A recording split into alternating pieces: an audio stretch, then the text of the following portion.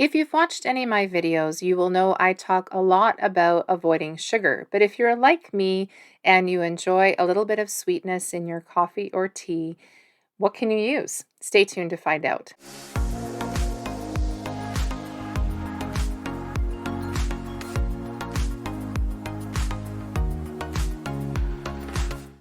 Hi, and welcome to Nature's Path to Wellness. If you are new to my channel, welcome. And if you're returning, welcome back. Today, we are going to be talking about the top 7 sugar alternatives and 9 to avoid. Let's dive in. So, you'll probably hear me mention when I'm talking about these sugar alternatives something called the glycemic index. And the glycemic index is what the effect of that particular food is on your blood sugar. So, while I'm talking about these different sugar alternatives, something to just keep in mind is anything above 70 on the glycemic index is considered high. 56 to 69 is considered medium, and 55 or lower is considered low. And sugar, just for your reference, is equal to 65 on the glycemic index. Number 1, stevia. Stevia is the one that I use.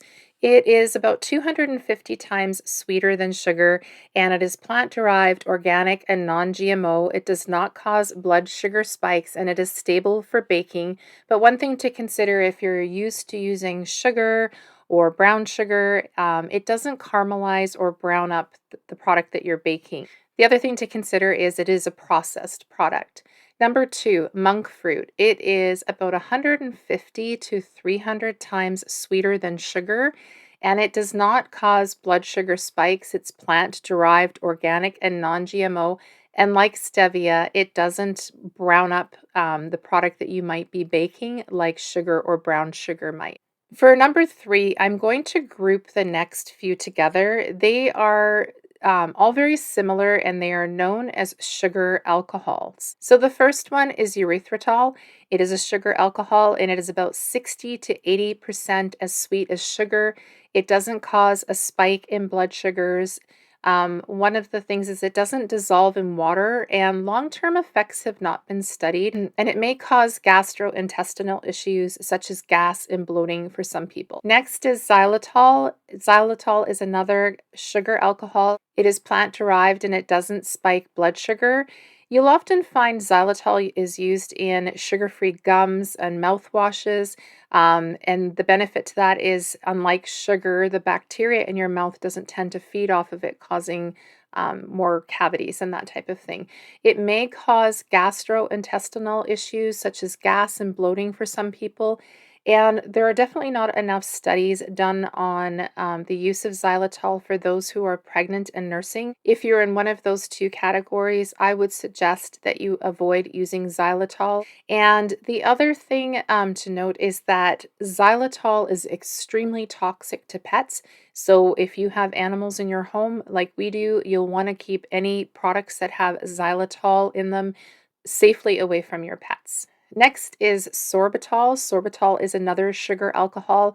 It actually contains about 2.6 calories per gram and it scores 9 on the glycemic index. It's about 50 to 70% as sweet as table sugar. It has a pleasant flavor and no bitter aftertaste, and it is usually found in sugar-free candies and desserts, and it may cause gastrointestinal issues such as gas and bloating.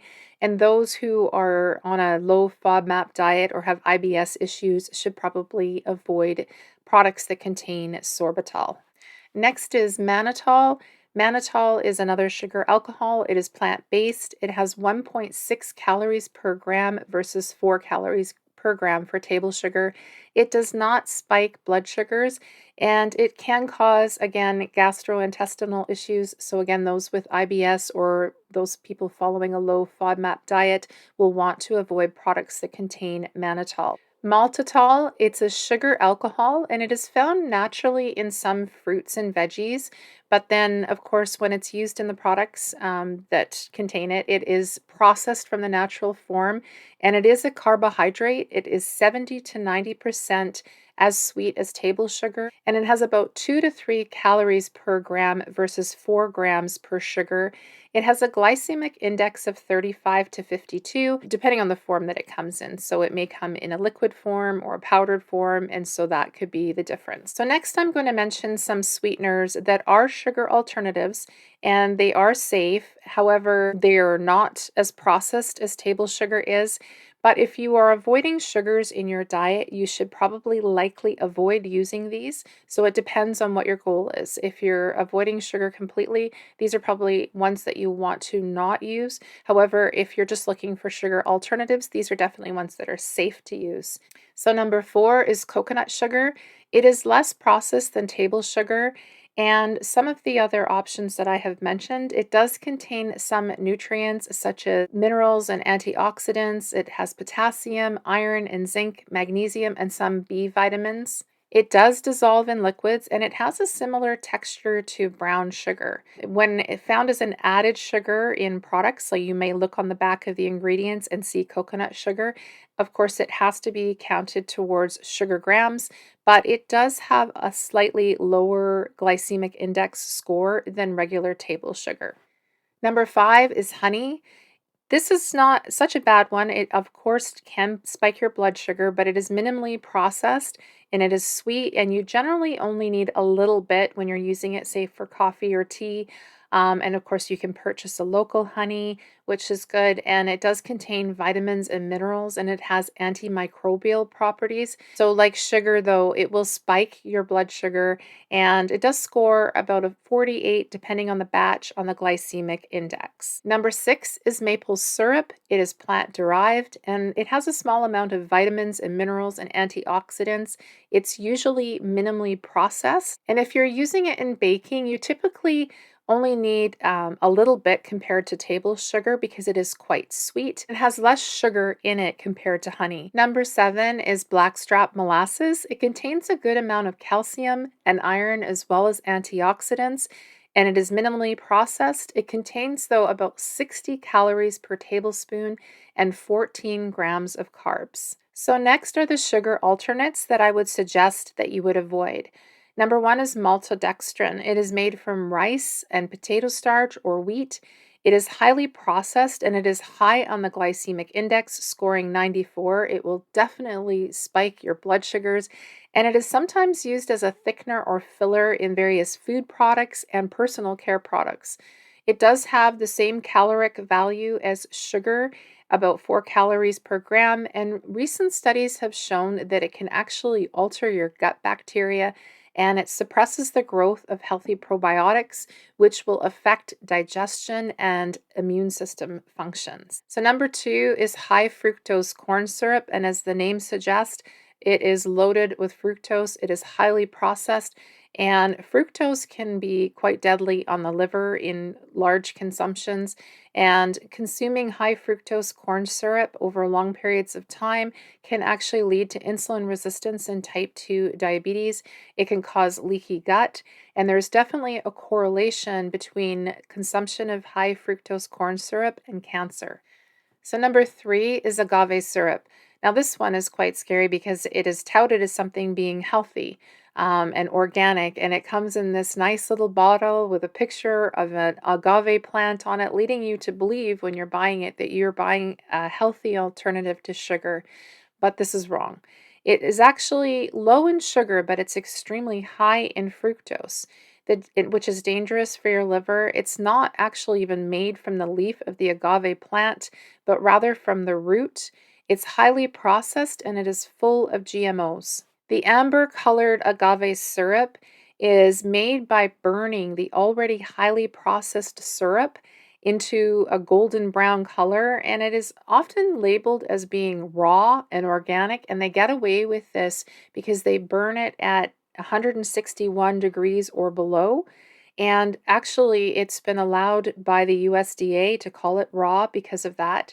And the saponins present can disrupt red blood cells, and it should be avoided during pregnancy as it can induce miscarriage. Labels for most agave syrups that are out on the market don't even currently meet FDA standards, but nothing has been done to enforce this, and most believe it to be a wholesome sweetener. Number 4 is allulose, which actually has the same chemical formula as sugar. However, we don't have the enzymes in our body to metabolize it. And so, because it's not metabolized, it doesn't have a big effect on blood glucose or insulin levels. And it may cause digestive issues such as bloating and gas. And a word of caution, it is highly processed, but you'll find that there's a lot of health claims which are not really studied in depth, such as a reduction in inflammation and improving insulin sensitivity while using it. Interestingly, though, it is not permitted for use in Europe. And with that being said, I would probably avoid this one for now. Number 5 is Acesulfame Potassium, which is also known as ACE-K. It is marketed in products called Sweet One and Sunnet, and it is found in a lot of water enhancers. It's 200 times sweeter than sugar. It's found in products such as Red Bull, Rockstar, Bang, and Monster, and it has a bitter aftertaste, so it's often paired with other sweeteners in order to help balance the taste. Now, this one contains the carcinogen known as methylene chloride, which can cause headaches, depression, nausea, mental confusion, liver issues, kidney issues, visual disturbances, and cancer, and can result from long term exposure from methylene chloride. It actually interferes with blood sugar and appetite regulation, and it can cause premature birth when consumed while pregnant. And for those who are consuming acesulfame potassium in their drinks regularly, it increases the amount of sugar that is absorbed by the cells in the gut. So it really isn't helping you if you are trying to avoid the amount of sugar that you're taking. You're actually absorbing more. So with the other foods that you may be consuming at the same time as drinking products that contain ACE-K. And number 6 is aspartame. And I'm sure probably most of you realize by now that aspartame is something you definitely want to avoid. It is marketed under the name NutraSweet or Equal. And as your body processes aspartame, it is broken down into methanol, which it can be toxic in large quantities. Some methanol is, of course, found in fruit, but is attached to the fiber, so our bodies are able to expel any of the methanol, and it's not broken down and it's safely passed through the digestive system. When we consume foods that have aspartame in them or drinks that have aspartame, or if we're using those little packets that we might find in a restaurant and we're adding it to our coffee or tea, it's not attached to anything. So it's not attached to a fiber and it hangs around in the body. It eventually turns into formaldehyde, which can, of course, be destructive to the DNA and proteins in your body. And aspartame has been strongly associated with emotional disorders, seizures, epilepsy, cancer, and diabetes, as well as birth defects. Number 7 is sucralose, and it is found in a lot of sugar-free drinks. This product was actually discovered while creating and developing insecticides, and it was actually never meant for human consumption. It can destroy healthy gut bacteria, and it has definitely been linked to cancer development. And studies show that it actually decreases insulin sensitivity and that it increases blood glucose levels. And did you know that just by drinking one drink with sucralose in it can increase your likelihood of developing type 2 diabetes by 67%? When sucralose is heated, it forms chloropropanol, which are carcinogens, and of course, most processed products are heated during the processing of them. Number 8 is neotame, and it is chemically similar to aspartame, but when metabolized, it converts to formaldehyde, but it also includes something else called 3-dimethylbutyl. And when combined with formaldehyde, you have a toxic soup which can cause serious damage to the brain and tissues in the body. Fortunately, there are not many products that contain neotame in North America, but if you are buying products from Asian countries, such as candies and that type of thing, they often do contain neotame, so you'll want to be aware of that. And number 9, we have Saccharin, which is marketed under the trade names Sweet and Low, Sugar Twin, and Sweet Twin. And it is actually created using toluene. And if you use nail polish at all, you know that toluene is one of the products in nail polish, and it is about 3 to 500 times sweeter than sugar. Our bodies don't metabolize it. And interestingly enough, there is some evidence of increased blood sugar levels while consuming saccharin. It affects healthy gut bacteria, and there is increase in metabolic issues. It comes from a group of compounds known as sulfonamides, and they can actually cause allergic reactions. So, in conclusion, if you are trying to avoid sugar in your diet, which I believe most people should, but maybe you desire something a little bit sweet in your coffee or your tea, I would stick with the first options that I mentioned, such as the stevia and the monk fruit, or a sugar alcohol option. But if you must use a sugar based sweetener, I would suggest you definitely use it in moderation.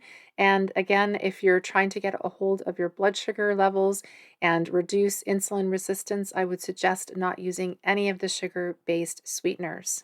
I hope this video was informative for you, and if so, give it a thumbs up and be sure to subscribe for more information on insulin resistance, type 2 diabetes, and other health and nutrition information. I do look forward to seeing you again next time, and until then, stay healthy.